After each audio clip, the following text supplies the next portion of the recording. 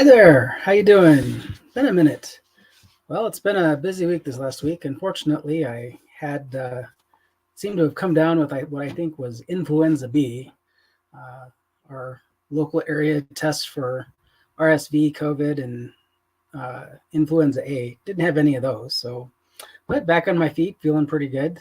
Kind of a bummer way to spend St. Patrick's Day, but recovered, feeling good. Glad to be here with you. Hope things are going well. Hope you had a good week. Hope you're looking forward to this next week ahead. If you are a Christian brother and sister, I want to wish you a great Holy Week. Looking forward to tomorrow, to Palm Sunday. And then as we move into the Holy Week of Good Friday, Vigil of Easter, and Easter on next Sunday. We'll love to be celebrating with you and moving through the events of the week that make us Christians. So with that, let us begin. Today, I'm going to talk a little bit about spring. Spring is here. We hit that on the 19th of this year because of the leap day in February. And so with that comes spring cleaning, those kinds of things. We're moving into the springtime of rebirth and renewal. If you're a gardener, you're probably looking at starting your vegetable seed inside, probably in the cooler climates like I am. Or maybe you've already got some decently warm soil that you can start to do some root vegetables or things like that out in your beds, or you're preparing your beds for this coming spring and summer to start growing. Great ways to help increase your nutrient density in your food by growing your own and making sure that you're putting good things into the soil and adding proper nutrients and amendments and trace minerals so that you get all the good stuff. So with that, if you don't know if you have any kind of nutrient gaps that you have in your diet, if you feel like that, I know I do, just because I am limited on the types of foods that I can eat and what they are, especially cutting back on sodium and getting less fluid because of heart issues. So I'm not getting too much fluid. So I'm reduced on the amount of water, not just water, but any fluid that I can drink during the day. So I'm very careful with my fluid intake. And so because of that, I supplement. Supplementation for me has been a very positive thing. It's helped me to maintain good numbers, to help decrease the bad numbers so that they're better. Just a couple weeks ago, had a checkup. As you know, I'm diabetic, and I'm finally starting to get back into that what is normal range for what your 3-month kind of average of your blood sugars is called a hemoglobin A1C test. It's a blood test. Very similar, it's now just a finger poke and takes about 5 minutes for them to run the test. Where it used to be, you had to wait a week to get the information back. And that was very quick and very easy to do these rapid tests that they've developed. And so for a normal person, 5.4 to 4.6, I think, is kind of a normal range. And I am, for the first time in a very long time, I am at 5.8. Just ecstatic about that. Kind of sat in the low sixes for quite a while, and so new medications helping me kind of to lower that. Not sure I'm sold on all of the side effects of it, but I do like the glucose control of that. So if you're taking any kind of the like Manjaro, Ozempic, any of those kinds of things, and you're having issues, let me know, and we'll see what we can do to maybe walk through that problem and help you out. If you're using it as a weight loss addition to your daily routine, just know that you're probably going to have to take it the rest of your life to maintain the weight loss, or you're going to need to, in addition to that, you're going to need to make some lifestyle changes in how you eat and how you view food. And that's going to probably be your better way for doing that. So just with those things, if you have questions, please drop comments. Let me know what you've got going on. Would love to help you out. We can have a messenger conversation and see what you'd like to do, or if you'd like to get together, do a video call. so we can just kind of chat and see how things are going and catch up. So today we're going to talk a little bit about nutrition, change of season, time to change up your diet a little bit. As we start to get back into the swing of things with more sun here in the northern hemisphere, spring, there's longer days coming on, beautiful sunlight, warmer days. I know yesterday we were up in the 60s here where I live in southeast Wyoming. A little bit of wind, but that's kind of normal for us, especially spring and fall, seasons of change. And it was just gorgeous. But it was nice to have the sun. Sun's very important. Helps us create vitamin D naturally in our bodies, but we have to have that sun, direct sunlight for 15-20 minutes a day to get our bodies to help produce that vitamin D3 is very important. The sunshine vitamin, as it's kind of known. But for most of us, we don't get outside that much, in even in the summer, because we're a lot of us are working stuck inside, and we kind of like that air conditioning when it gets too hot. So if you're not getting enough vitamin D, and most Americans are vitamin D3 and vitamin D2 deficient, you might want to think about supplementing with a vitamin D supplement. Helps with overall mood, helps you have better mental health, also helps with calcium absorption for your bones so that you have good bones and good joints. So if you're fighting or have a family history of osteoporosis and low bone density, those kinds of things, vitamin D is very important. Whether you're getting that through dairy, through fortified dairy products, or even if you're using whole raw dairy products like whole milk, raw milk, that's a great way to get your vitamin D before it's kind of stripped out through the pasteurization process. So foundational types of stuff that you need if you're going to, everybody should be on a multivitamin, multimineral supplement every day. We're just not getting the amount of nutrients in our food. The nutrient density in our food is a lot lower than it used to be for our parents, our grandparents, our great-grandparents.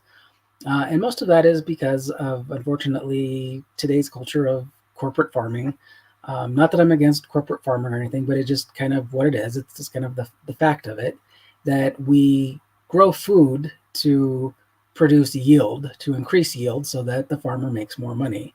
And in this instance, because a lot of it is corporate, it's no longer family farms, we're not looking out for the land like we used to, because it's the bottom dollar of the corporation that owns the farm.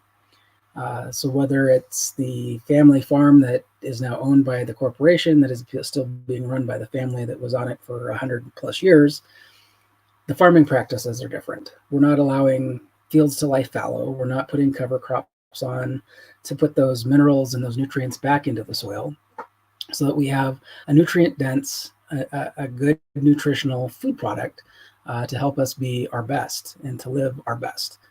Which is not just a thing here in America, it's kind of around the world, but we as Americans tend to, if a little is good, a lot is better, is kind of the thing, and that's not always true. So you want to look for nutrient dense foods, and the best way to do that, like I said at the beginning, is backyard gardening. Build your own little garden. You don't have to have a huge space. If you're looking for ideas on how to do that, check out Spicy Mustache. His channel is great. He does backyard gardening, lots of vertical stuff. He's got a very small space. He floats around somewhere between England and France and Spain. I think he's actually Italian, but he has a lot of great ideas on growing in small spaces and how to reuse or upcycle stuff that's out there. So check out his channel. He's pretty good. I've gotten some great ideas from him on small space gardening and vertical gardening. But yeah, so you want to look for possibly you need a multivitamin, multimineral, just to help foundationally fill in those gaps in our diet. We're just not getting enough of the nutrients we need. There are essential nutrients that we need. Essential means that we have to eat it, we have to ingest it in order for our bodies to get the nutrient. Our bodies don't naturally make it, so we have to eat it to get it. So you want to look for something that has 12 to 20 different essential vitamins, minerals, nutrients. Comes from whole plant sources, organically grown if you can find it. Those things are important. You don't want a lot of chemicals into your food. You don't know what that's going to do to your body. We didn't think about that back in the day, but we kind of see the effects that it's having for that. So yeah, you're looking for a good organically grown plant-based supplement line if you can get it. Oddly enough, the USDA won't certify a multivitamin, multimineral because they don't consider minerals to be organic because you can't grow them organically. They just are naturally found. So they're just naturally there in the plant. So if you're using the whole plant source, then it's not an organic product, but the plants can be organically grown to organic growing standards. The other thing you want as a foundational piece is omega-3s. Omega-3s are found specifically in some foods. Chia seeds, flaxseed are probably the two best plant sources for that. But you're going to find a much more abundant and much more available source of omega-3 in cold water fish. So you're looking at lean fish like salmon and cod, anything that's either above the Arctic Circle or below the Antarctic Circle, or in some of those cold water currents that come up along the coasts into the middle sections of the U.S. and South America, and I'm sure along Europe and Russia as well. Australia kind of has a little easier, Australia and New Zealand, because they're very close to the cold water of the Antarctic there. So for us in Canada, here in the United States, Arctic is kind of the big thing for us. So you're looking for something there. You want something that's also certified friend of the sea, so that you know that it's sustainably caught and wild caught fish, and you want it to be as best as they can to make sure that it's mercury and lead free, because unfortunately there's a lot of heavy metals floating out in the ocean these days because of just electronic waste is the biggest cause of it. All of our computers and handheld devices and phones, there's a lot of lead and a lot of mercury floating out there in the oceans, and unfortunately the fish are getting it in their diet because it's attached to the food that they're eating, and then because we make them food, it ends up in our bodies. So that's why you're looking for the cold water fish. Those are going to be your least likely to have high amounts of lead and mercury in them. All right, so as we head into spring and thinking about summer coming up, there are some vitamins that you might want to make sure that you're adding into your diet. The first one being a B complex. You want to get the B vitamins. They're great for cardiovascular system, nervous system, awesome for energy, especially B12. Now remember, supplementation does not cure anything. It doesn't cure disease. It doesn't stop disease. What it does is it gives your body the raw materials to help it do what it's supposed to do naturally. That's what supplementation is. Supplementation is not a cure-all. It is not a disease prevention. It's just to give your body the raw materials it needs to fight off disease on its own and do what it's supposed to do. And as always, if you're thinking about supplementing and you haven't before, please talk to your healthcare provider. If you have any kind of chronic disease, if you're pregnant, anything like that, please see your healthcare provider and talk to them. I know, like for your prenatal vitamins for moms especially, those are important, and there's a reason why we have you take them, so that not only is your baby healthy, but you stay healthy, and that's why supplementation is important for all of us. So B complex, you're going to get a whole host of B vitamins. There's a lot of B vitamins, not just like B12 or any. That's the one we kind of hear a lot about, but B6 and B3, biotin, folic acid, those are all important. as well. And so places that you can find those are like avocados, broccoli, beans, peas, lentils, bananas, oranges, uh, whole grains, some meats, dairy, eggs specifically. Those are great places to get B vitamins. And if you are a fan of urban chickens, living in an urban area, or on a farm growing raising your own chickens, make sure that you're feeding your chickens things with lots of good B vitamins in them, from your table scraps. Chickens are great for composting that way, and they make great fertilizer for you. So if you're going to supplement, add a B complex supplement, you want to, they come in many forms: tablets, gummies, drink mixes, energy drinks. Now, you need to be careful of the energy drinks, especially if they're full of sugar, and you're diabetic. That's a no-no. So look for a sugar-free energy drink that's got lots of good B vitamins, adaptogenic herbs, things like that. And then, of course, drink mixes out there that have electrolytes and B vitamins and things like that. And it just, again, be mindful with anything with electrolytes that you're not getting either too much sodium or too much potassium, especially if you're a cardiac patient.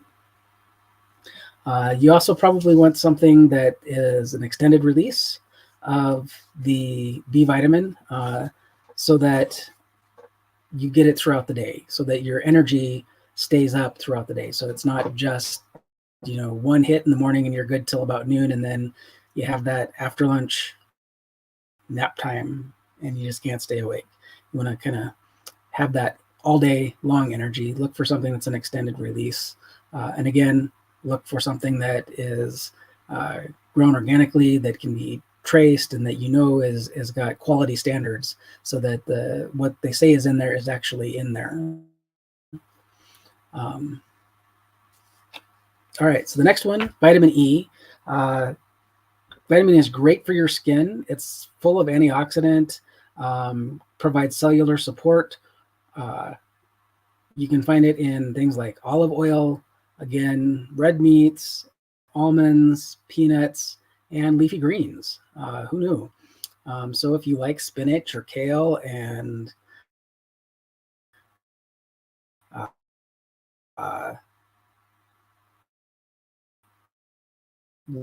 lettuce, salads, those kinds of things, those are great. Not only are they vitamin E that's in them as well.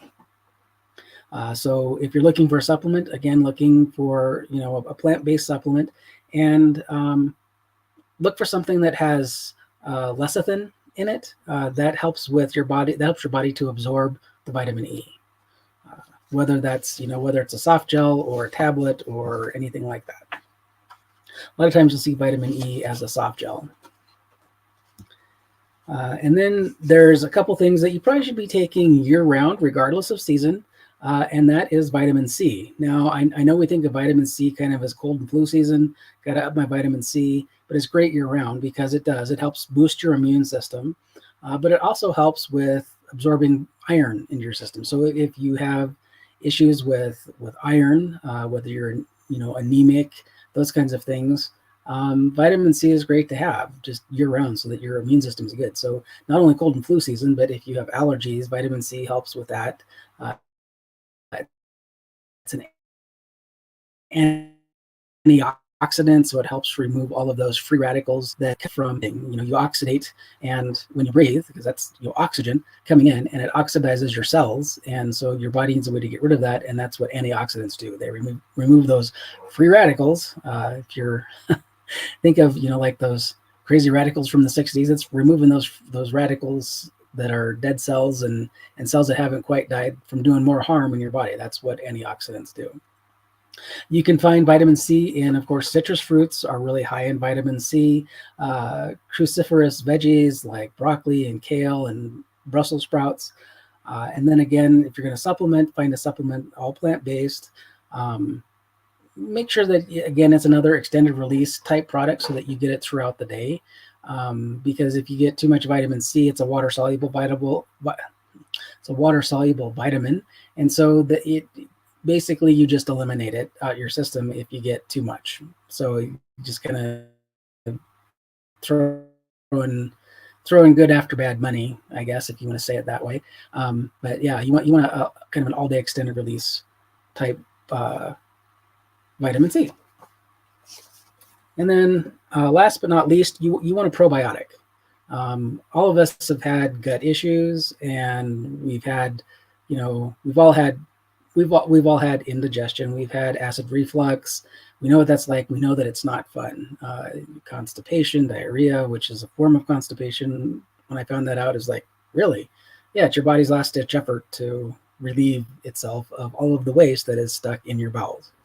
So a probiotic helps to create a what they call a microbiome. So basically you're creating an environment in your gut that's good. Now all these bacteria are already there, but as they die off, if you have some sort of bacterial infection, antibiotics will kill off those bacteria because it kills all bacteria. It's not choosy, it just kills them all. And so you need to replenish those bacteria, the good ones.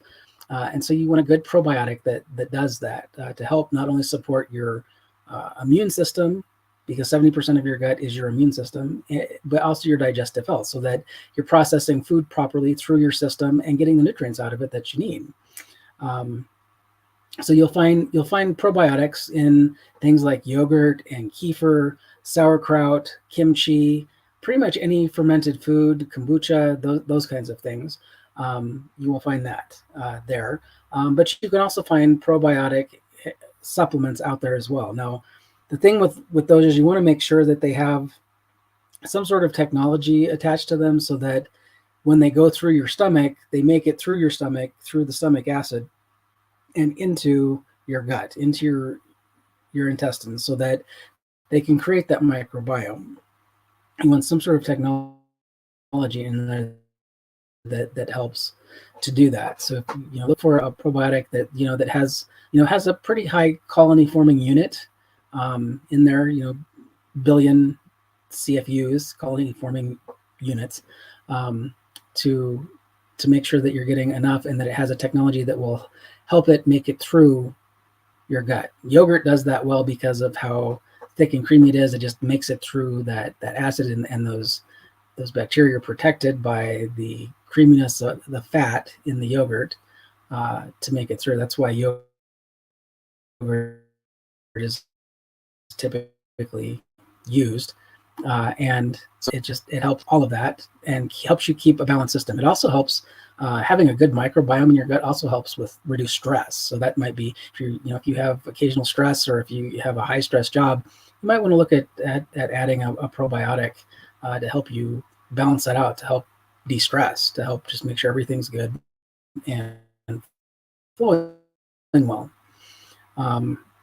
So if you're interested in any of these, drop me a comment down in the comment section, if you're looking for more information on what I use. Lastly, I'd like to invite you to our group called Healthy, Wealthy, and Wise. If you're interested in more of this type of content, more information on diet, nutrition, diabetes, management, those kinds of things, meal plans, all of that, drop join down in the comments, and we'll get you an invite into the group so that you can take a look at some of that more exclusive content and see what we can do to help you out. Check out some of the great videos we have in there, the great downloads that we have for recipes and things like that for low carb, low sodium, and just all around good nutrition. We'd love to have you come and join us. We do have events from time to time. We just had one this last week, had a couple of folks win some great supplements, and we'd look forward to seeing you there. So thanks. Have a great day. Have a great Holy Week this next week, my Christian friends, and we'll see you soon.